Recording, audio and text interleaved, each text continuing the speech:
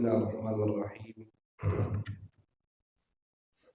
Al-Fatihah ila ruh habibina wa syafi'ina sayyidina Rasulillah sallallahu alaihi wasallam wa alihi wa ashabihi wa azwajihi wa ikhwanihi minal anbiya'i wal mursalin thumma ila arwahi masyayikhina wa li abaina wa ummahatina wa liman lahu haqqun alaina khususan nadhimu hadhihi al-qasidah al-imam Sayyid Ahmad Al-Marzuki wa syarihuha bi anna Allah yaghfir lahum wa yarhamhum wa yu'li darajatihim fil jannah wa yanfa'una bi asrarihim wa anwarihim wa ulumihim wa barakatihim fid dini wad dunya wal akhirati bi sirril Fatihah. A'udzu billahi minasy syaithanir rajim. Alhamdulillahi rabbil alamin arrahman wa iyyaka nasta'in ihdinas siratal mustaqim.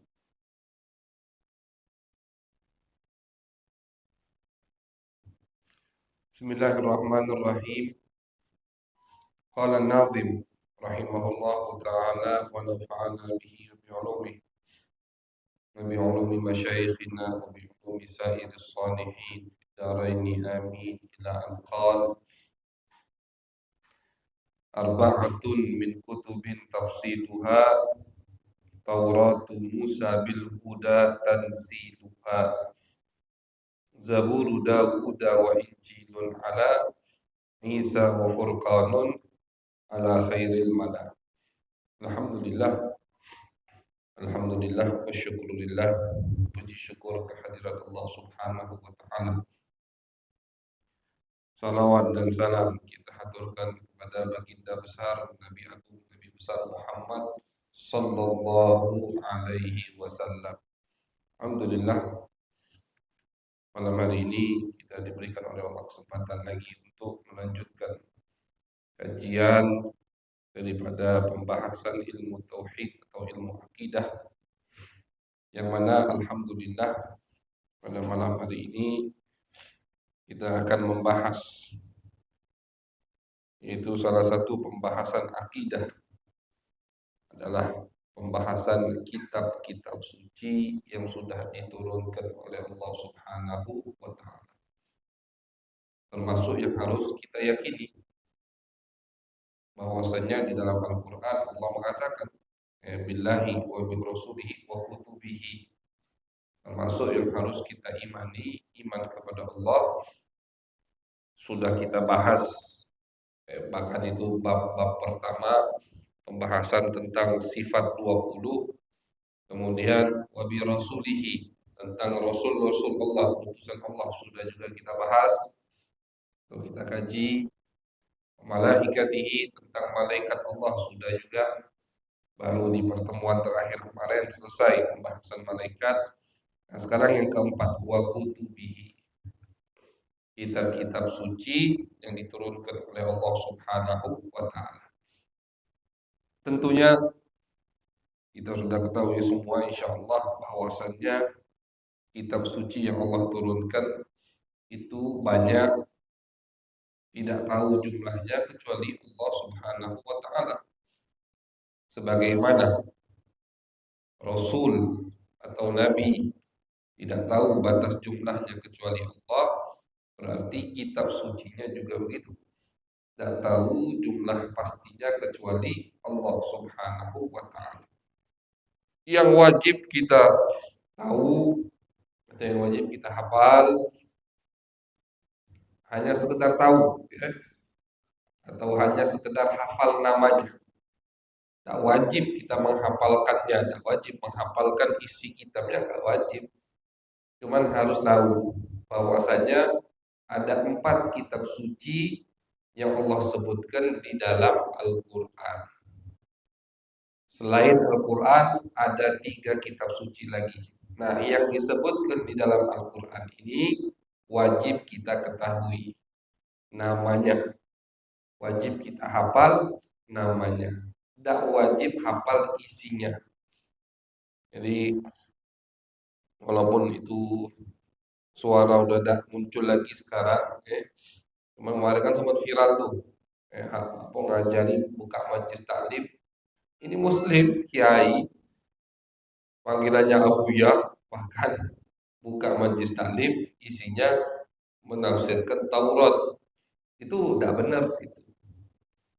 Jadi yang maksud di dalam akidah Ahlus Sunnah wajib diketahui namanya, tapi isinya tentu tidak. Isinya yang harus kita ketahui, yang harus kita pelajari, yang harus kita ikuti tentu adalah Al-Qur'anul Karim, kitab suci kita. Tiga yang lain itu tidak boleh, bahkan kalau bertentangan dengan Al-Quran tidak boleh diikuti. Apa tiga yang lain itu? Az-Zabur, yang pertama Taurat. Taurat Allah kirim, Allah utus, Allah turunkan untuk Nabi Musa. Zabur Allah turunkan untuk Nabi Dawud. Injil Allah turunkan untuk Nabi Isa. Ini nama kitab yang disebutkan di dalam Al-Quran. Makanya kita harus tahu, kita harus hafal nama-nama ini. Tapi isi kandungan Taurat tidak wajib kita tahu. Dan kita tidak diminta oleh syariat untuk mempelajari Taurat. Tidak diminta kita oleh syariat untuk mempelajari Zabur atau untuk mengkaji Injil. Nah, bahkan kalau ada orang yang baca Qur'annya saja, kadang baca, kadang tidak baca. Ini gaya-gaya nak baca Taurat, itu jelas salahnya.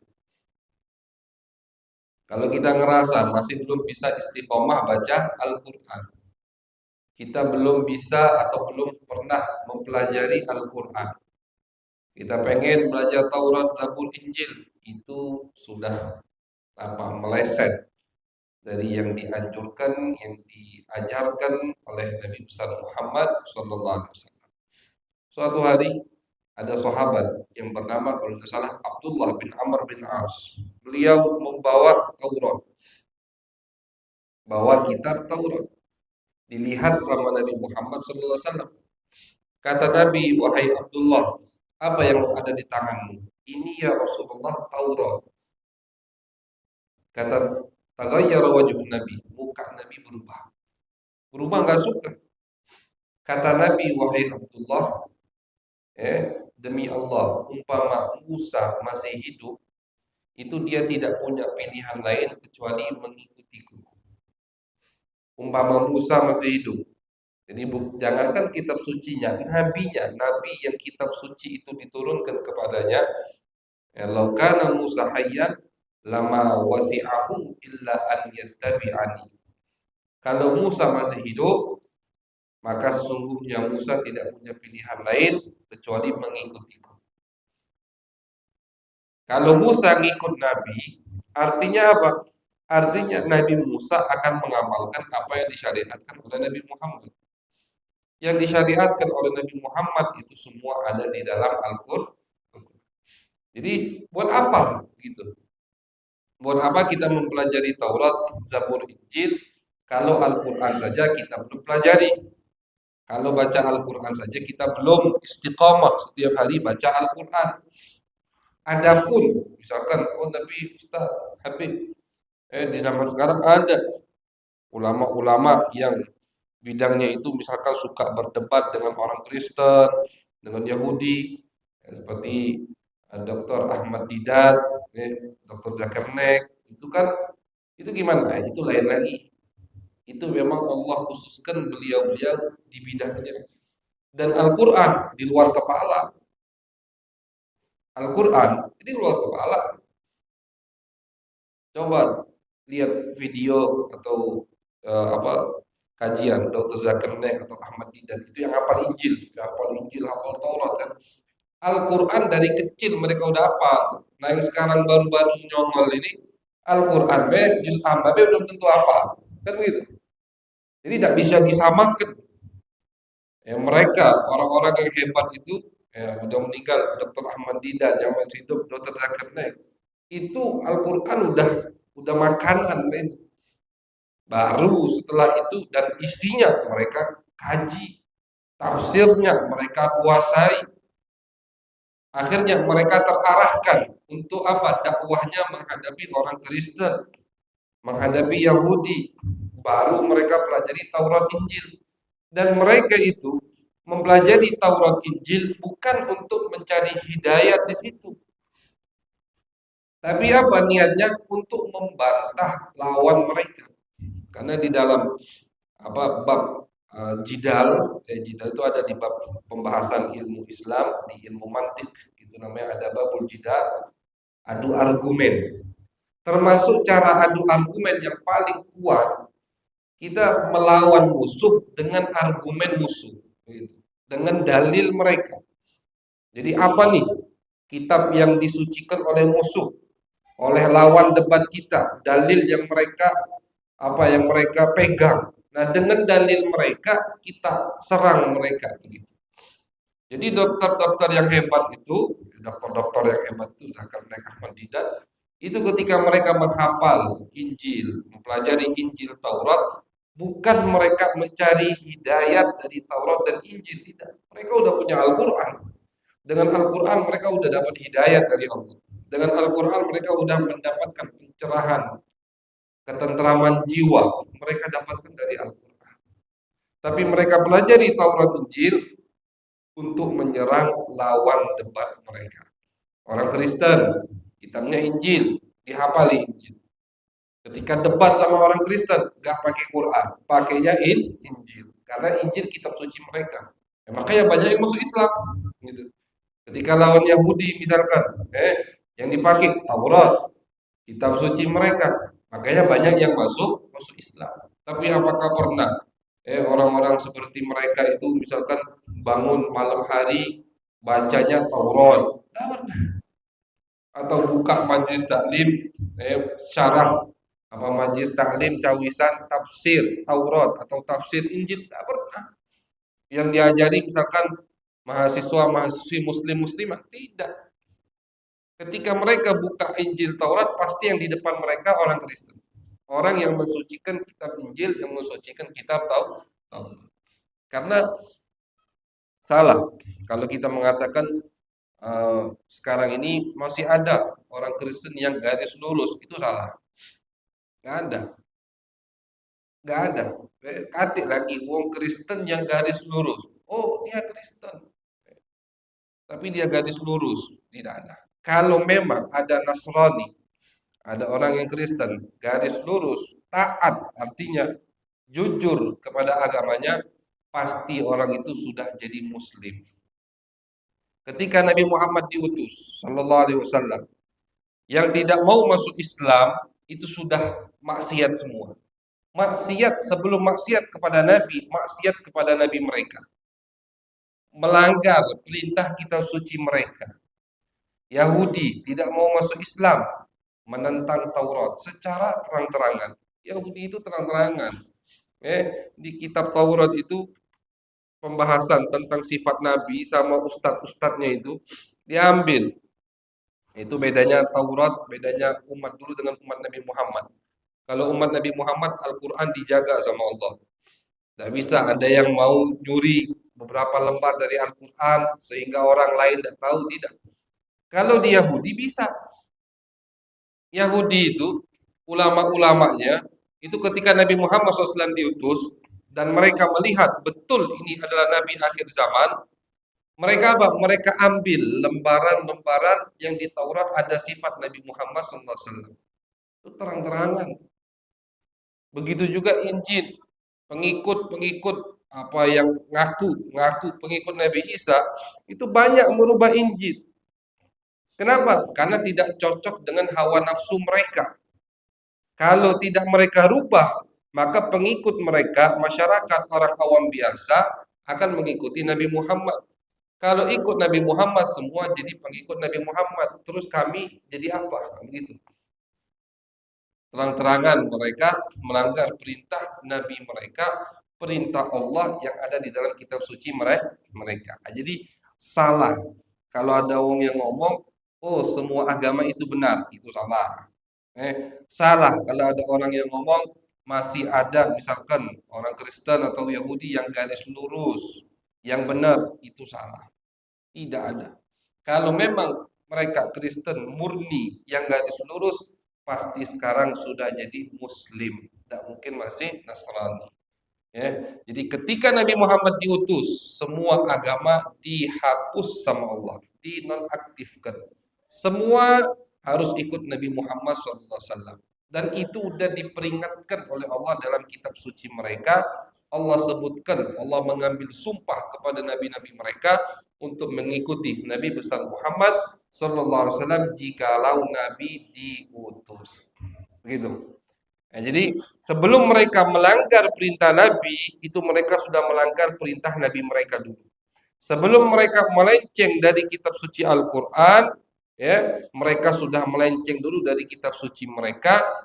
Jadi double, melanggar perintah Nabi Isa misalkan, dan melanggar perintah Nabi Muhammad. Tidak mengikuti Injil dan tidak mengikuti Al-Quran. Dan semuanya melanggar perintah Allah Subhanahu wa taala. Jadi tidak ada tidak butuh lagi kita kepada kitab suci yang lain. Apalagi kitab suci yang lain itu Allah sendiri yang mengatakan banyak dirubah. Allah deh yang ngomong. Makanya kadang bingung dengan cobaan kita di zaman akhir ini. Kadang kita tuh geleng-geleng, oh aduh muncul orang cak ini di zaman akhir ini. Allah sendiri yang mengatakan di Al-Quran bahwasanya selain Al-Quran itu Allah tidak jaga dengan sendirinya.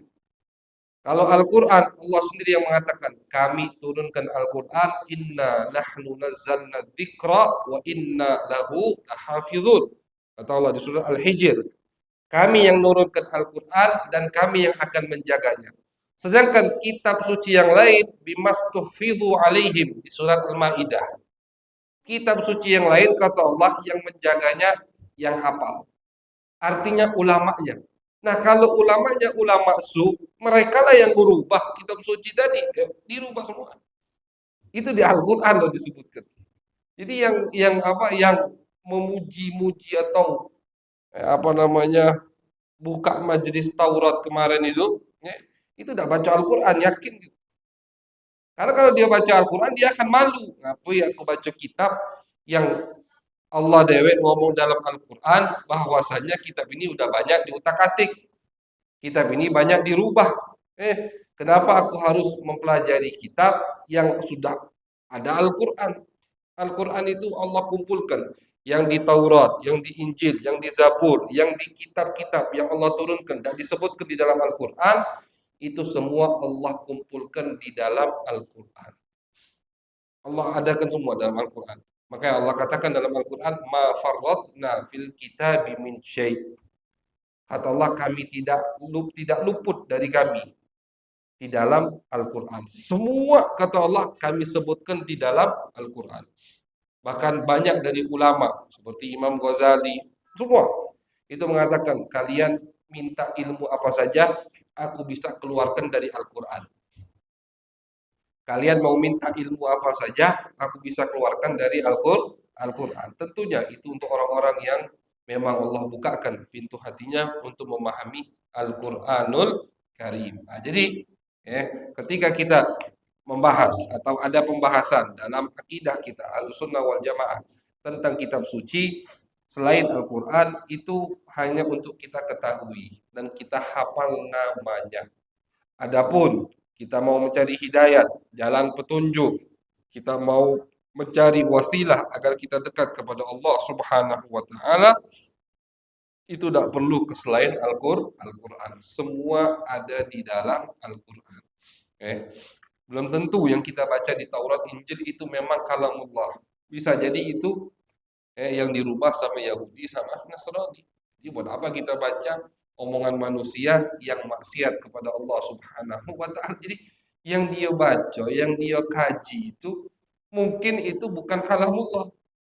Mungkin itu tulisan ulama tadi, ulama yang maksiat yang berani merubah kitab sucinya sendiri. Buat apa? Buang-buang waktu, buang-buang tenaga, buang-buang pikiran dan buang-buang pahala. Alhamdulillah min dzalik. Jadi 4 kitab suci Al-Quran yang harus kita tahu namanya, alasannya karena 4 ini disebutkan di dalam Al-Quran. 4 kitab suci. Yang pertama Taurat.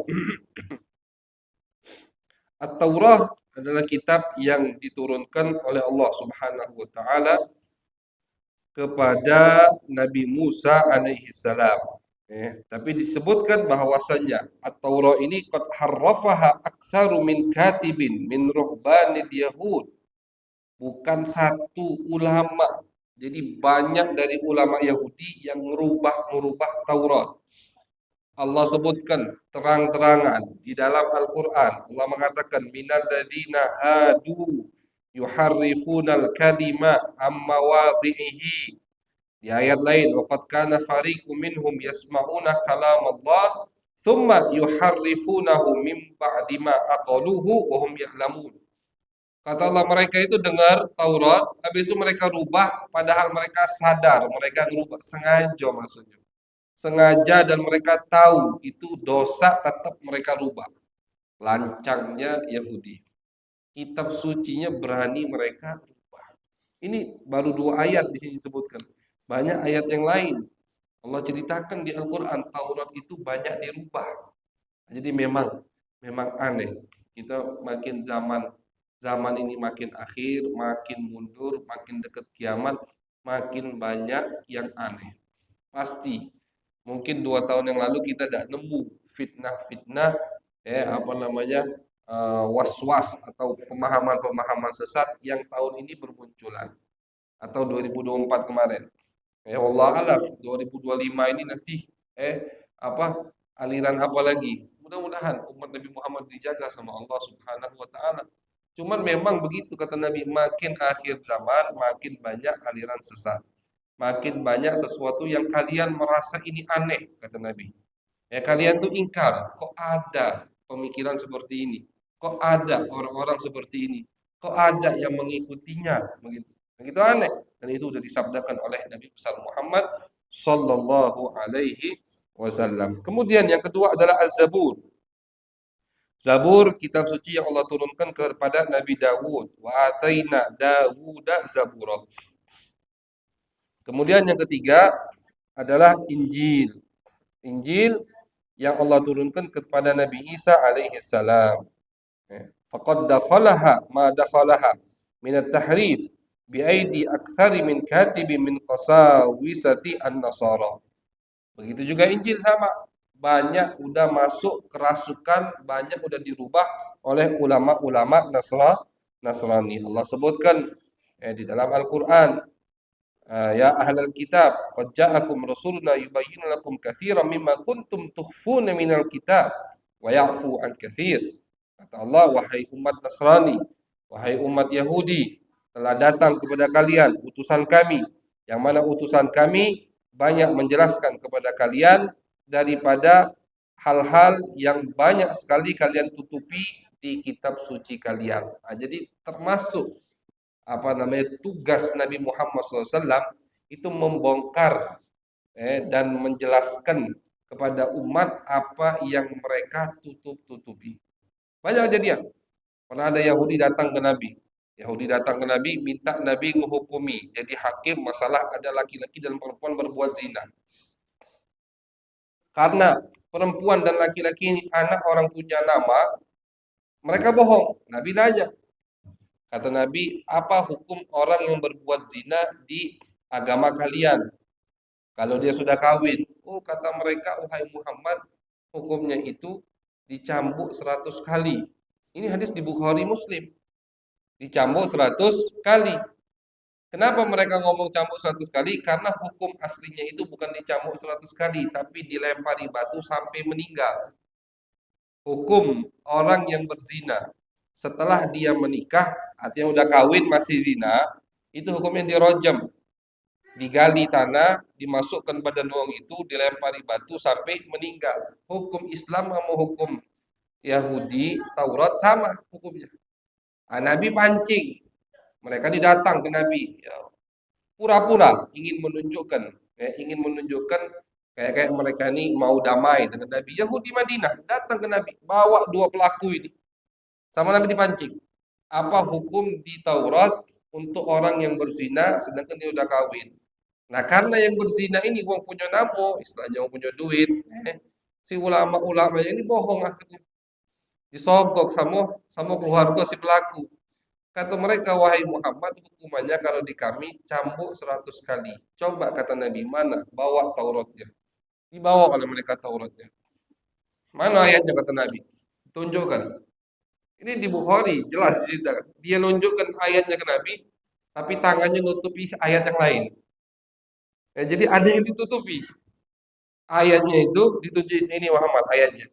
Tapi tangannya nutupi ayat yang di situ hukumnya adalah rajam. Akhirnya di samping Nabi ada, karena kan itu bahasa Suryani ya, Taurat, bukan bahasa Arab. Akhirnya sama yang di samping Nabi ada mantan Yahudi, udah masuk Islam. Ulama juga, ulama Yahudi yang masuk Islam. Makanya kalau ada Yahudi yang garis lurus, taat betul sama agamanya, pasti masuk Islam. Begitu. Masuk Islam. Abdullah bin Salam terkenal, ya, sahabat Nabi yang dulunya ulama Yahudi. Kata Abdullah bin Salam, tangan kau tuh geser, kata dia. Coba geser tangan kau. Ini si Ustadz ini adalah geser tangannya, nutupi tadi. Dipancing kan sama Nabi Muhammad. Akhirnya suruh geser tangannya, benar, Naji nggak Rasulullah. Kata belum salam. Hukumnya rojam, bukan dicambuk. Tapi kalau yang pelaku ini, keluarganya punya nama, akhirnya ustadz-ustadznya tidak lama. Kalau dibunuh, dirojam sampai mati. Akhirnya minta dicambuk besok 100 kali. Yahudi. Jadi di depan Nabi, sekarang kan mereka tuh mau bohong di depan Nabi Muhammad SAW. Itu ya. Nah, jadi bagaimana kok bisa ada orang yang mau mempelajari Taurat, yakin dengan Taurat, ingin mendapatkan hidayah dari Taurat di zaman sekarang ini. Padahal ada Al-Quranul Karim.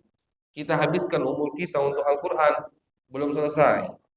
Al-Quran itu luas, masyaallah hadirin. Tafsirnya itu bukan, kalau kita lihat tafsir karangan ulama, ada yang 30 jilid, ada yang 35 jilid, ada yang 50 jilid, mengarang tafsir untuk apa? Al-Quranul Karim. Jadi kalau kita habiskan umur kita untuk mengkaji Al-Quran, tak bakal habis. Jangan kita ngaso udah maco terjemahan, oh aku lah tahu isi Al-Quran. Masih banyak, masih banyak nian. Bahkan tafsiran tadi hampir puluhan jilid. Ada satu ulama Turki kita kenal, itu beliau yang berapa tahun yang lalu ketemu, itu kata beliau baru 20 jilid, belum selesai. 20 jilid belum selesai karya karangan tafsir Al-Qur'anul Karim. Jadi Injil pun itu dirasuki oleh atau banyak dirubah oleh ulama-ulama mereka. Kemudian yang keempat adalah Al-Qur'anul Karim. Al-Qur'an adalah kitab suci terakhir untuk nabi terakhir, untuk umat terakhir, dan Al-Qur'an mempunyai kelebihan yang luar biasa. Salah satunya yaitu Al-Quran, Allah yang menjaganya. Wa inna lahu lahafidun. 1400, sekarang 46. Berarti 1450-an. 1450 tahun yang lalu, itu musuh Islam masih ada dari dulu. Dari 1450 itu udah musuh Islam udah banyak. Sampai sekarang banyak masih musuh Islam, tapi tidak ada dari mereka yang berhasil untuk mengutak-ngatik Al-Quran. Coba kita pikirkan, 1400 tahun lebih, musuh Islam banyak, dan mereka ngerasa Islam ini terus berkembang. Tidak bisa mereka mengusik Al-Quranul Karim. Bahkan contoh, berapa tahun yang lalu, ada orang Kristen yang berani mengusik satu surat Al-Maidah, hasilnya kumpul semua umat Islam dengan pemahaman yang berbeda-beda. Ketika kitab suci mereka diganggu, kumpul semua. Itu termasuk bentuk penjagaan Allah untuk Al-Quranul Karim. Nah, jadi mereka itu tidak bisa, memang tidak bisa mereka mengusik langsung Al-Quran, tidak bisa. Tidak bisa mereka mengurangi ayat Al-Quran, tidak bisa mereka menambah ayat Al-Quran, tidak bisa mereka menyembunyikan beberapa ayat dari Al-Quran, tidak bisa. Pasti ketahuan. Berapa banyak? Jadi diceritakan dalam kitab sejarah, ada percetakan-percetakan itu yang nak mengurangi waw, mengurangi ini, ketahuan, mengurangi satu huruf dari ribuan huruf yang ada dalam Al-Quran, ketahuan. Kenapa? Karena Allah yang menjaganya. Cuman dalam hadis Nabi Muhammad SAW pernah bersabda bahwasanya yang bisa mereka lakukan adalah menafsirkan Al-Quran dengan tafsiran yang sesat. Itu ada. Itu ada. Kayak itulah Hati-hati ketika kita mendengar tafsiran Al-Quran. Karena Al-Quran ini sifatnya global. Kalau orang yang tidak paham ilmu tafsir, ilmu Al-Quran, itu bisa terbawa arus dengan pemahaman-pemahaman yang sesat di dalam menafsirkan ayat suci Al-Quran. Tapi kalau nak merubah Al-Qurannya, tidak bisa. Allah yang jago. Jadi itu 4 kitab suci yang harus kita hafal. Harus anak-anak kita tahu. Taurat, Injil, Zabur, Al-Quran. Taurat kepada Nabi Musa, Zabur kepada Nabi Dawud, Injil kepada Nabi Isa, Al-Quran kepada Nabi Sayyidina Muhammad Sallallahu Alaihi Wasallam. Mudah-mudahan kita mendapatkan keberkahan dari kitab-kitab suci yang sudah kita sebutkan, tapi bukan artinya kita meremehkan, tidak boleh. Kita harus iman, harus kita memuliakan kitab Taurat, Injil, Zabur. Cuman tadi mengamalkannya tentu tidak. Kita ada Al-Quran. Sallallahu alaihi Muhammad wa ala alihi wa sahbihi wa baraka wasallam. Walhamdulillahi rabbil alamin. Assalamualaikum warahmatullahi wabarakatuh.